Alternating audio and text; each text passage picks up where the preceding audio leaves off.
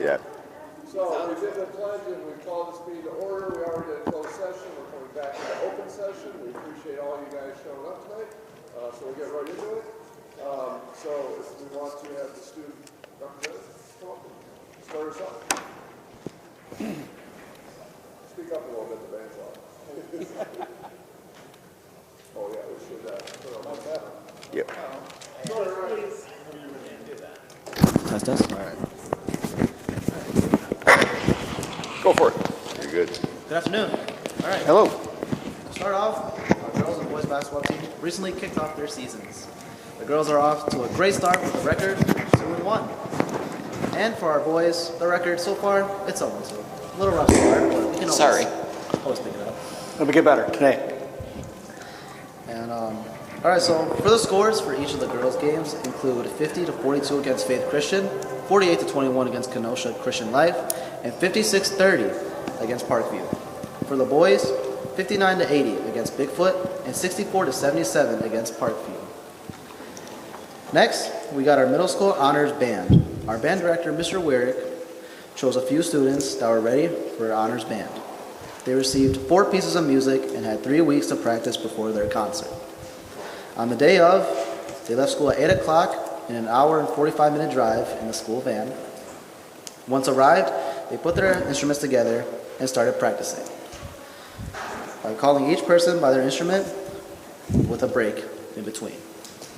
Finally, we have, they had their rehearsal at 5 o'clock and they did wonderfully. So Excellent. kudos to them. And now, finally, they had we have our food drive, community food drive that is still going on, still around. So make sure to bring non-perishable foods to that program, and it is available till December 16th, and you can donate during high school events. And that's all I got. So thank you guys. All right. Okay. A lot of great stuff there. Great job, Yeah. Aaron. Thank you. Any Aaron, questions? you're getting more and more comfortable. Good job. Very good. All right. Somebody's got a hot mic. Moving on to Dr. White. Do you have anything to add? Notes as presented, and I'll cover all my items within the agenda. Excellent. Athletic director is probably doing the basketball game. Is there anything that you know of that he wanted to cover other than what's in his notes that were attached? Okay. Moving on to PTO. I do not believe they're here, so we'll move on to middle school, high school. Emily. All right, notes as presented, and Aaron did a great job. Do you have any questions? Good report. Okay. What's a good report? This was a good report? Yeah. Oh, thanks. Good report. Wait, could you touch Nice on? job. Allie. Don't make me out you, Nichols. Notes as presented, and just 2 highlights. One, the Gobble Walk that we did this year raised about $400 more than the last year. So $2,082 that went to the Holiday Help, which I think is amazing. We have very generous families in the area. And we had an impromptu sledding day last Wednesday because it was warm and all the sun, and every student and most of the staff members got out there and just had a good time. So, Very cool. Okay. any questions? I think we're good. Any questions? All right, thank Thank you. you. Thank you. All right, moving on to Chris. Good evening. evening. A couple of highlights that I have in my notes. First off, highlighting our Holiday Help program this year. Currently, we're supporting 15 families and about 35 students. So just a big shout out to Jenny Frank and Megan Williamson. Thank you for the work that they're putting into that this year. We really appreciate them. Also, I noted our Stay and Play program continues to see excellent attendance. We've seen more attendance this year than we have in any previous years. So it's been a record turnout for us. Finally, this is a kind of a follow-up to last year. The community engagement that I spoke about last year with our special education and us looking for some additional opportunities within our community. We have reached out and had some partnerships with Shorewood Lodge Assisted Living Center, which I know that you've seen some pictures of that and other reports. Also, we've had one of our students join some Peer 290 for some job shadowing experiences, and DVR is going to be also joining us for some skills to pay the bills for our life skills classes. So we want to thank the community for their support and continued partnerships. Any questions? Any questions? No. No, sir. All right, Thank you. All right, Thanks, thank you. Chris. I'm sorry. Are there any reports from the board? Patrick, I know. I've got a lengthy report. I got 3 things I want to discuss. So for the first 25 minutes, Jack, take your time. You're fine. all right, we'll get Patrick out of here as soon as we can. Is- All We're right, doing moving on to the consent agenda. I'll take a motion to pass that. I move to approve the consent agenda as presented. Second. All right, any discussion? Hearing none, all in favor? Aye. Opposed? Moving on to personnel transaction, I know we have 1 appointment. We actually have 2 appointments. There was a last-minute addition. We have Amanda Lisenby, who's doing the administrative assistant job share at the middle school, high school, and John Frankel, who's being recommended for the middle school boys basketball coach. Okay, I move to approve the personnel transactions listed on the December 8, 2025 personnel transaction sheet. Second. all right, any discussion? Hearing none, all in favor? Aye. Opposed? All right, moving on to the vote for give the discretion for voting at the convention. So the question is, who's attending? Past couple of years, it's been Ed and Jack, or Jack. One of us, yeah. I think this year I was assigned to that. Yeah, I hope so, because I can't make it this year. Okay, well then, unless someone else Yeah, the has a timing's desire terrible to- for me. It's the start of my semester Yeah. at college. So it's I mean, I always enjoy the never process good. that we go through. I'm going to be so- gone, so. Okay. So we just need a Okay, I'm motion. up. So if somebody wants a motion to give Jack the authority, that would be great. I move to give Jack Lothian the power and discretion to vote as he deems appropriate on any and all motions brought forward at the WASB School Board Convention, January 2026. I'll second. All right, any discussion? All in favor? Aye. Opposed? And then our next is approving the hire of a technology coordinator position. So we've talked about Gail Bixler retiring at the end of the year. Gail fulfills a very important role for us as the district technology coordinator. Certainly she has some very unique skill set that she's developed over that time and prior to coming here. So things that we really need to be done and done well, such as getting our Chromebooks ready for the students when the school year starts, to getting testing set up, to running our website, to just doing about anything and everything technology-wise. We want to have somebody be able to spend some time shadowing her. It's a tricky one because, for example, if we hire an educator from another district, having them start at semester or the semester of their current employer would be really critical. So we're trying to really navigate that really quickly. We've got a posting up. I've got about 6 applicants, all of them coming from the support side. So that gives us a little latitude, but again, I hope we'll have more applicants to come. So we're looking to potentially have, well, we want the board to give approval to hire the person no earlier than January 12th. I would anticipate that being later, but again, it gives us the ability to put that offer out and have the board approve it at the January 12th meeting. Okay, I'll do it. I move to approve hiring for the position of District Technology Coordinator with a start date no earlier than January 12, 2026. Second. Discussion? I think that's a really good idea in order to get them up and running. Yep. So you have the applications and you're going to interview after the first of the year. The earliest we would interview is right after the first of the year. And so this is, the question is just the last date in the motion versus the desired start date of January 26th to March 1st. So even though we're voting on no earlier than, the person might not be starting until later in January or February. Yeah, could be later. It's really trying to time out with board meeting and the different things we may encounter as we start this process. Again, really, like if it's somebody in an hourly position, they might be comfortable. We don't want them to start any later than March 1st. We want them to have at least that time period to work with Gail, and Gail plans on being finished the last day the teachers are contracted. But again, it's trying to work, depending on what we hire, that we have the flexibility to get that done as quickly as we need to. Okay. That's All right, all I that's a had. good question. Any other discussion? All right, hearing none, all in favor? Aye. Opposed?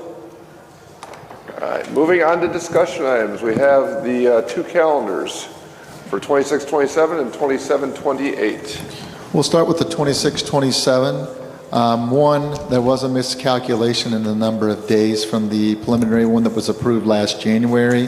So we ended up having to add days. So that shifts the last day for students from Thursday, January 3rd to Friday, June 4th. And then the last day for staff would be on that Monday, which should be June 7th.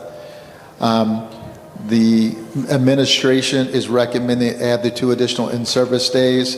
I know the high school really has a lot of work they want to do with data and standards. I know that the elementary doesn't need the 2 days as much, but certainly there's always work to be accomplished. The way our handbook reads is that we bring in all the staff, then that's part of their contract. And even if with adding these days, they're still at 183 days they are working with a 185-day contract. If we bring in part of the staff, then we have to pay them based on a daily rate because everybody's not being asked to work. So certainly the high school middle school needs those 2 days, and so they will recommend that for the entire district. And then moving spring break up a week, it's not that big of a deal in my opinion, still the same amount of time. It allows us to align our schedule with Bigfoot School District, who we share some teachers with. Not sure how that'll look next year, but certainly we also share a lot of our co-op activities with it, so that benefits our kids. Questions regarding this calendar? It all seems to make sense. Yeah, And we would be voting on this in January? Correct. Still has the 2 weeks at Christmas that the board's really insisted on. It's 183 teaching days for the 185 contracted days. Has the 12 in-service days in there. And then, yeah. It's good. Okay. I think it's good accommodation. Yeah. Basically fills all the parameters we've set in the past. As far as the preliminary 27-28, again, you'll see that that one only has the basic in-service days that we're looking to set and the long breaks, and mainly the days off that the kids may be off with, the different breaks. So you'll see we did put the 2 additional in-service days in again. The reason that is there, it's easier to take away than add.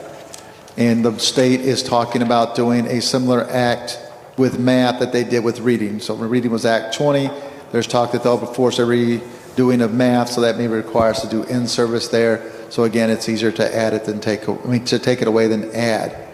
First day of school would be September 1st. Again, we have 172 instructional days built in. We have the full 2 weeks at Christmas. We have the 3 days off in November for Thanksgiving. Spring break would be the last full week of March. And then we would also have Good Friday and Easter Monday off in April. So, and then basically the last day for kids would be a Tuesday on June 6th, and the last day for staff is the Wednesday.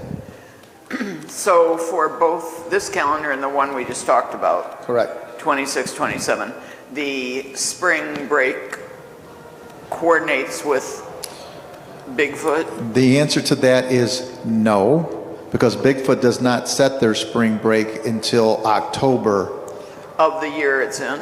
till the previous year. So they just set their spring break in this past October for the 26-27 calendar. Okay.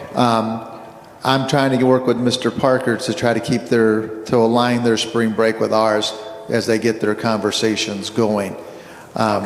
I think that's the perfect time. I don't want to go much earlier because that makes the school year, the last 9 weeks, incredibly long and arduous for our kids.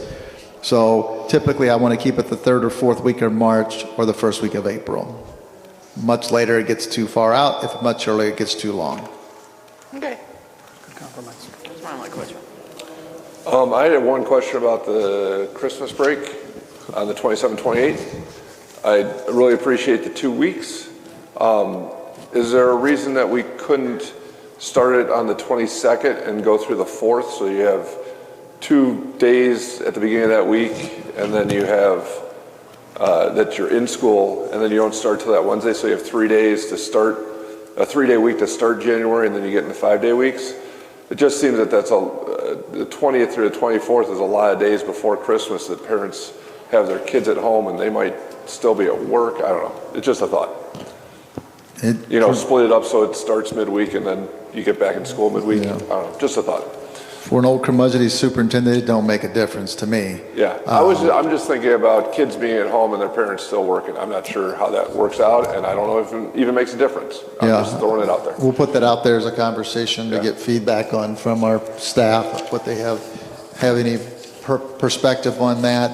Certainly this has been shared out with them, so I'll get perspective on that.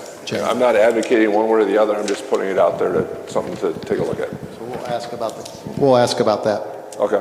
And again, we'll be talking about this as a motion at the January meeting. Perfect. All right, any other questions about the calendars for the next 2 years? All right, moving on to discussing the open enrollment caps. All right. So if you look at the grid I gave you in the district details, for next year, we're recommending an enrollment cap at 36 for 4K.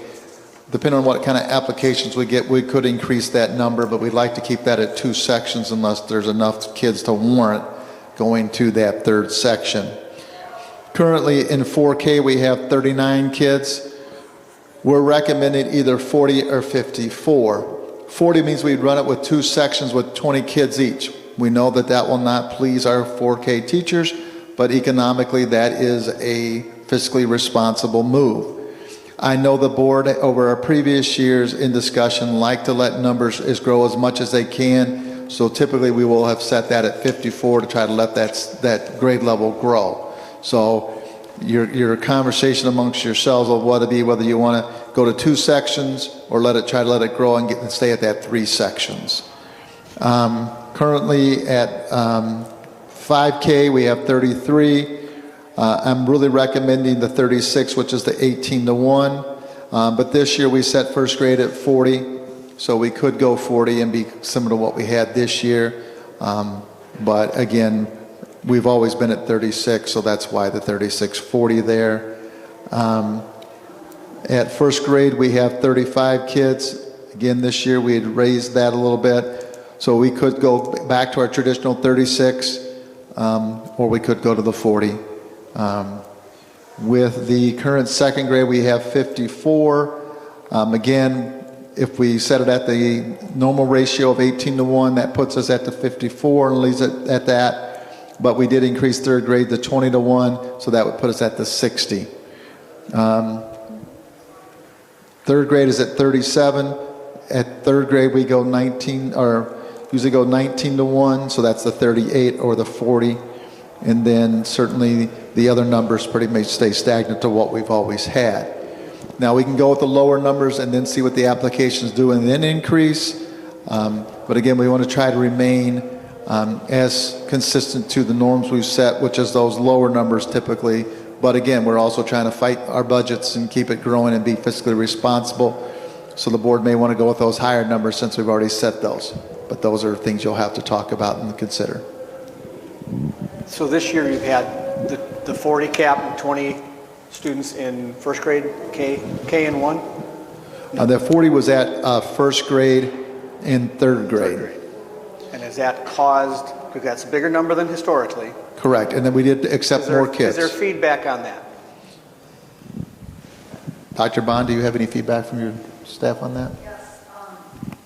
So currently, 4th grade is the high one right now, 22, 21 in class, and they feel it's a lot of kids to manage with the gap in the learning ranges. So it's, yeah, there's concern. Okay.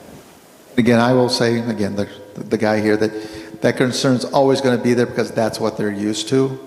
Again, I will speak for myself, having been in a lot of other districts, even high-performing districts, that number of 21, 22 is not really egregious. It's just not what our employees are used to. With the ability to give them what they're used to, I would probably recommend that we do that. But again, we're trying to fight our budget, so sometimes we just have to do what's fiscally good. Makes sense. So if we chose, can I talk? Yeah. Okay. If we chose to entertain the higher version in some of these. Are we, or you did, is that adding any teachers, or is it the same as what we have right now? It would be the same as we have now. Okay, I just wanted to know if we ended up picking the 54s, 60s, we're not creating a new. The only spot where we might end up increasing a staff member is that 4K, if we get a lot of applicants at that 4K and the board decides that they want to. Like what happened this past year? Correct. Okay, all right, thank you. I might have missed your explanation on this, but in second grade, the current cap is 36, but we actually have 54 kids enrolled. Is that because, I don't understand how we got into that situation, or is that just a? I must have mistypoed that because. Okay, you know, I figured that it was just a typo. our cap would have been 54. Okay, okay. Yes. Any other questions or discussion about the caps? And So there we're going to are vote on that next month, and, Yeah. okay. And there are 3 sections at that level, so if you want me to indicate where the 3 sections are, I can do that too for you in the next presentation. Yeah, well, I think we can figure out where based on the ratios, So, but yes, that would be helpful.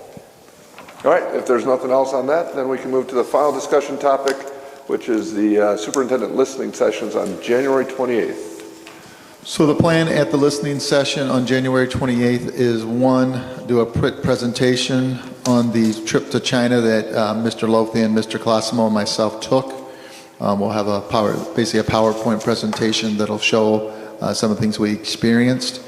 And then talking about referendum and budget and what we're anticipating with that. Do you have any other topics you would want us to be ready to prepare to discuss for the community? Back pocket item of maybe just scorecard information, that kind of stuff? School report card? Yeah. Okay. I'm assuming you may get questions on it. I don't know if you need to present on it, but I would have that in your back pocket because I'm confident that might come up. Anything else you want us to prepare to present that you feel like needs to be shared with the community? At the beginning of the meeting, did you ask, maybe I didn't hear, if there was anyone in the audience that wanted to speak? Oh, no, I did not. I was wondering if we shouldn't do that here at the end. We normally do it at the beginning Okay. and the end, and I forgot to do it at the beginning, but I'll definitely do it at the end. Thank you for reminding me. Okay. Must be out of practice. All right, is there anything else that we want to discuss regarding the listening session? All right. With that, we're going to open up the mic for the first time, usually the second. If anybody has anything they want to address the board, any topics? Hearing none? Oh, go ahead. Can I add one thing since she's sitting here? Just to publicly thank Miss Sanders for everything that she's done through the Barrett Memorial Library and in support of our school district. Some of you may not know she's accepted the position to be the librarian at the Fontana Public Library. So she'll be moving over to there. She's still going to stay involved with our community and our school district as much as she can, but ultimately she will no longer be representing the Barrett Memorial Library and being here working each and every day with our kids. And again, we do highly value everything that she's done, from helping do Truckapalooza and the Summer Bash to doing the Spanish read aloud and supporting our stay and play and just being a really excellent figure in our school. So thank you, Ms. Sanders. Excellent. Thank you very much. You're always welcome to come back. You're not going to be that far away. Oh, good. We love your energy. So, if there's nothing else, I'll take. Second. You don't need a second. We can go. All right. You all have a safe night. Thank you. Thank you. Bye.